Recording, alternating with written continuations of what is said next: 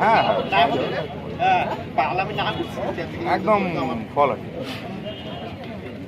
এটা আমাদের নিশ্চিত যে একটা যে কোনো মার্ডারের পেছনে তার মোটিভ কাজ করে, যে মোটিভটায় অমরের এই হত্যায় লাভ কাদের হবে এটা পরিষ্কার। যে অমর এখানে থাকাতে দাউরি অঞ্চলে এবং এই আশপাশের অঞ্চলগুলোতে বিজেপি মাথাচাড়া দিয়ে উঠতে পারছিল না।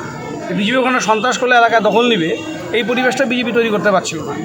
সামনে পাশের অঞ্চলেই রাজুদের অ্যাটেম্প টু মার্ডার কেসে যেটা হলো, তাতে বিজেপি এখানে একটা শক্তি সঞ্চয় করলো যে তারাও একটা অ্যাগ্রেসিভ কিছু একটা করবে, সেরকম একটা ডাউট সকলের মধ্যেই ছিল।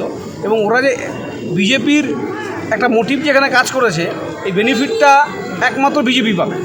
অমরের অবর্তমানে এই বেনিফিটটা একমাত্র বিজেপি পাওয়ার আশা করতে পারে, যার ফলে যে ক্রিমিনালরাই করুক এর সাথে বিজেপির যোগ আছে এবং বিজেপি এই ক্রিমিনালদের ব্যবহার করে আজকে অমরকে পৃথিবীর থেকে সরিয়ে দিল। এটা আমরা নিরপেক্ষ তদন্ত চাই।